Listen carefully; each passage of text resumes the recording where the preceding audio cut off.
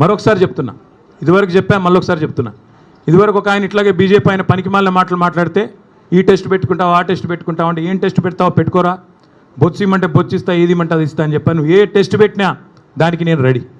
మరి నేను అడుగుతా ఉన్నా రేవంత్ రెడ్డిని, ఆయన కుటుంబ సభ్యులకు కూడా అడుగుతా ఉన్నా. నేను ఆయన కుటుంబ సభ్యులకి విజ్ఞప్తి చేస్తూ ఉన్నా, రేవంత్ రెడ్డి గారి కుటుంబ సభ్యులకి కాన్వాయ్లో తిరగడం, సెటిల్మెంట్లు చేయడం, బెదిరించి చందాలు గుంజుకోవడం ఇది ఒకటే కాదు. ముఖ్యమంత్రి గారి కుటుంబం మీరు, మీవాడు ఒక మానసిక రుగ్మతతో బాధపడతా ఉన్నాడు. ఎప్పుడు బట్టలు చింపుకొని రోడ్ల మీద పిచ్చోడ్లాగా పరిగెడతారని మేము కూడా కంగారు పడతా ఉన్నాం. చూపెట్టండి డాక్టర్లకి, వాటాల సంగతి తర్వాత చూసుకోవచ్చు. ముందు పిచ్చోడైపోయి బట్టలు చింపుకొని రోడ్ల మీద పరిగెత్తేలాగా ఉన్నాడు. మరి ఆ దరిద్రం రాష్ట్ర ప్రజలు చూడకముందే దయచేసి ఒక మానసిక ఆసుపత్రికి తీసుకొని పోయి చూపెట్టాలని చెప్పి నేను కోరుతా ఉన్నా. ఇంకొకటి నేను రాష్ట్ర ప్రజలకు కూడా విజ్ఞప్తి చేస్తూ ఉన్నా. ఈ మధ్యన ఒక అలవాటుగా మారిపోయింది. ఏ ఆధారము లేకపోయినా, ఏ అధికారిక ప్రెస్ మీట్ లేకపోయినా, అధికారిక స్టేట్మెంట్ లేకపోయినా ఇదిగో పులి అంటే అదిగో తోక, ఇదిగో ట్యాపింగ్, ఈ హీరోయిన్ ఆ హీరోయిన్, ఈయన డ్రగ్గులు వాడాడు ఆయన డ్రగ్గులు వాడాడు, ఒక్కడంటే ఒక్కడు ఈ రాష్ట్ర ప్రభుత్వంలో కానీ ఈ రాష్ట్ర అధికార యంత్రాంగంలో కానీ అధికారికంగా ఏమైనా చెప్పారా? ఏంది గాసిప్సు, ఏంది నాన్సెన్సు? ఎవరన్నా మీకు వచ్చి ఫలానా వాడు తప్పు చేశాడని చెప్పారా ఇప్పటికీ? ఇది ట్యాపింగు, అది కుంభకోణం, ఇది లంబకోణం, అది డ్రగ్స్, ఇవేనా? ఇంకా 6 గ్యారెంటీలు మర్చిపోదామా? 420 దొంగ హామీలు మర్చిపోదామా? ఆడబిడ్డలకు ఇస్తానన్న 2500 మర్చిపోదామా? ముసలోళ్ళకి ఇస్తానన్న 4000 పెన్షన్లు మర్చిపోదామా? రైతులకు ఇస్తానన్న బోనస్ మర్చిపోదామా? ఇదిగో పులి అదిగో తోక అని వదంతులు పట్టుకునే రోజు మనం అందులో ఒత్తుకుంటూ కూర్చుందామా ఫోన్లో? ఈ తమ్మునేలు ఆ తమ్మునేలు, వీడు ఇట్లా అంట వాడు అట్లా అంట, ఈయన ఇంకా మనకు కావాల్సింది? ఈ గాసిప్స్ అడిక్షన్ కూడా, ఈ గాసిప్స్ ఏవైతే ఈ వదంతులు ఈ రూమర్స్ ఏవైతే ఉన్నాయో వీటి అడిక్షన్ కూడా ఈ రేవంత్ రెడ్డికి పట్టుకున్నది. ఓ పిచ్చోడ్లాగా మాట్లాడుతూ ఉన్నాడు. ఆ జూబ్లీ ప్రాంతం ఉంటుంది హైదరాబాద్లో, అక్కడ కిట్టి పార్టీలు జరుగుతూ ఉంటాయి. మధ్యాహ్నం కొంతమంది బాగా డబ్బున్నోళ్ళు కిట్టి పార్టీలు చేసుకొని వీళ్ళ గురించి వాళ్ళ చెవులు కోరుకోవడం, వాళ్ళ గురించి వీళ్ళ చెవులు కోరుకోవడం, అది జరిగేది.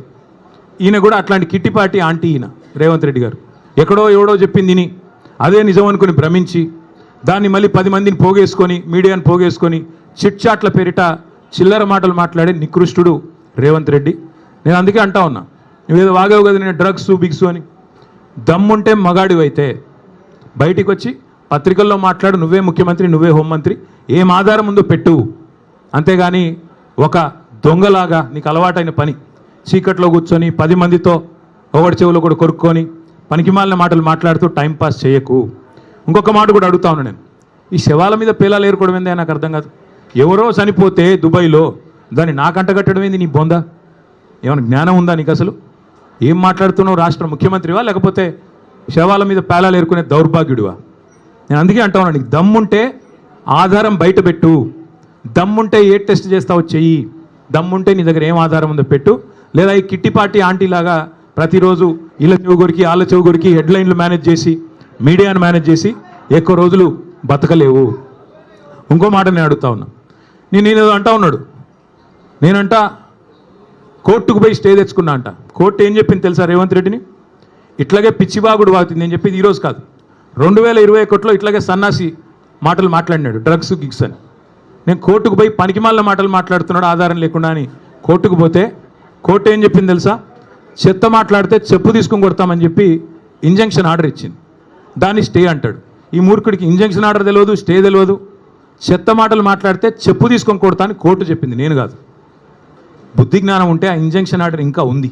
నువ్వు ముఖ్యమంత్రివి. ఒక థర్డ్ రేట్ చిల్లరగాడిలాగా బజార్లో పోయే చిల్లర పంచాయతీలాగా చెయ్యకు. ఇంకో మాట అంటాడు, నేనేదో లోకేష్ని కలిసినట్టు అర్ధరాత్రి పోయి మేమేం చేసినా బాజాప్తా చేస్తాం, బేజాప్తా చేయాల్సిన కర్మ మాకు లేదు. అయినా నాకు తెలియక అడుగుతా, లోకేష్ ఏమైనా నీ లెక్క అంతర్రాష్ట్ర దొంగనా? లోకేష్ ఏమైనా నీ లెక్క సంచులు మోసినోడా? లోకేష్ ఏమైనా నీ లెక్క చదువు రానోడా? కలిస్తే తప్పేంది? ఒకవేళ కలవలేదు కలిస్తే తప్పేంది? అయినా నాకు తెలియక ఇంకో మాట అడుగుతా, పక్క రాష్ట్ర మంత్రి యువకుడు, నాతో డెఫినెట్గా సత్సంబంధాలు ఉన్నాయి, ఇద్దరం కూడా ఫ్రెండ్లీగా ఉంటాము, కలవలేదు కానీ కలిస్తే తప్పేంది? నాకు తెలియక అడుగుతా. అయినా మీ పెద్ద బాసు చంద్రబాబు కొడుకే కదా, నేను ఏదో గూండానో దావుద్ ఇబ్రాహింనో చీకట్లో కలిసినట్టు డైలాగులేంద్ర హౌలా. నేను అడిగింది ఏంది, నేను చెప్పింది ఏంది? నేను దొంగను కలిసిన నీలాగా, లేకపోతే నీలాగా లోఫర్ రాజకీయాలు చేస్తున్నాను ఢిల్లీలో? పోయి చీకట్లో పోయి అమిత్ షా కాళ్ళు పట్టుకొని చీకట్లో పోయి మోడీ గారి పాదాలకు ప్రణమిల్లి చిల్లర రాయికేం చేస్తున్నానా? పక్క రాష్ట్ర మంత్రి యువకుడు నాకు తమ్ముళ్ళు అంటాడు, కలిస్తే కలుస్తా, కానీ నేను కలవలేదు. దానికి ఏదో పెద్ద ఈయనేదో గొప్ప విషయం కనిపెట్టినట్టు. ఆయన నాకు తెలియక అడుగుతా, పాలన గురించి తెలుసుకోవాలంటే మమ్మల్నే కలుస్తారు బీఆర్ఎస్లను, దోపిడీ గురించి తెలుసుకోవాలంటే నిన్ను కలుస్తారు. ఆయన నన్ను కలిస్తే నీకేం నొచ్చింది? ఆయన నన్ను కలిసినా నీకేం బాధ అవుతుంది? నాకు అట్లా తెలియక అడుగుతా. నేనేమంటున్నా అంటే, ఈ చిల్లర మాటలతోని ఎన్ని రోజులు టైం పాస్ చేస్తావు? ఇంకెన్ని రోజులు ప్రజలు ఇవాళ ఆగం చేసే ప్రయత్నం చేస్తున్నావు? అసలు నిన్న రేవంత్ రెడ్డి గారు ఎందుకు మాట్లాడండి పనికి మాలిన మాటలు? ఎందుకు అంటే ఒకటే కారణం, ఈయన దొరికిపోయిండు. ఇందాక నేను చెప్పిన కదా, దొంగతనం చేయడం మళ్ళీ దొరికిపోవడం ఈయన స్పెషాలిటీ. 48 గంటల ముందు డైలాగులు కొట్టిండు. నేను రానే రాను, ఆంధ్ర వాళ్ళు మీటింగ్ పెట్టినారు, ఆంధ్ర ప్రభుత్వం వాళ్ళ చేతుల్లోనే కేంద్ర ప్రభుత్వం కూడా ఉంది, మరి నేను రాను, చంద్రబాబు పిలిచిన బనకచెర్ల గురించి అయితే నేను రాను అని డైలాగులు కొట్టినాడు, లీకులు ఇచ్చినాడు, లీకు వీరుడు. ఇచ్చిన తర్వాత 24 గంటల్లో ఏం మారిందో తెలియదు, 24 గంటల్లో ఏం జరిగిందో తెలియదు. ఠకామని ఢిల్లీలో తేలిండు. ఢిల్లీలో తేలిన తర్వాత స్పష్టంగా దొరికిపోయినాడు. ఈయనేమో బనకచెర్ల ప్రస్తావనే రాలేదంటాడు. ఆంధ్ర మంత్రి గారు రామానాయుడు గారు బయటకు వచ్చి మొట్టమొదటి ఎజెండా అంశమే బనకచెర్ల, దాని మీద మాట్లాడినాం, 30 రోజుల్లో కమిటీ వేస్తున్నాం, అయిపోయింది, చంద్రబాబు డైరెక్షన్ ఇచ్చిండు, రేవంత్ ఓకే అన్నాడు అన్న లెవెల్లో ఆయన మాట్లాడుతున్నాడు. దొరికిపోయిండు దొంగ. తెలంగాణ ప్రయోజనాలను, గోదావరి జలాలను పూర్తి స్థాయిలో చంద్రబాబు గారికి తాకట్టు పెట్టినాడు అని దొరికిపోగానే మళ్ళీ డైవర్షన్ స్టార్ట్. కొన్ని రోజులు ట్యాపింగు, కొన్ని రోజులు కాళేశ్వరం, కొన్ని రోజులు ఫార్ములా, ఇంకొన్ని రోజులు డ్రగ్స్, మన్ను మశానం వాడి బొంద. తప్ప ప్రజలకు పనికొచ్చే ఒక్క మాట, ప్రజలకు పనికొచ్చే ఒక్క మాట, ఒక్కటంటే ఒక్క మాట మాట్లాడినాడా?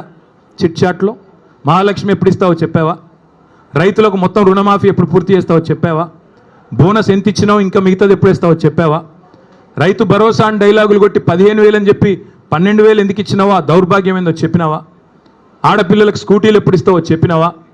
ముసలోళ్ళకి 4,000 పెన్షన్లు ఎప్పుడు ఇస్తావో చెప్పావా? ఇదేది చేత కాదు. కాబట్టి ఏం చేయాలి? ఈ తెలంగాణను దండుపాలెం బ్యాచ్ లాగా దోచుకుంటున్న అన్నదమ్ముళ్ళు, అనుముల బ్రదర్సు, నువ్వు కలిసి, అదేవిధంగా మీ వాళ్ళు కలిసి మొత్తం ఈరోజు డైవర్షన్ గేమ్లు తప్ప 20 నెలల్లో చేసింది ఏంది? ఇవాళ వెన్నుపోటు పొడవడం అనేది రేవంత్ రెడ్డికి ఏం కొత్త కాదు, వెన్నతో పెట్టిన విద్య.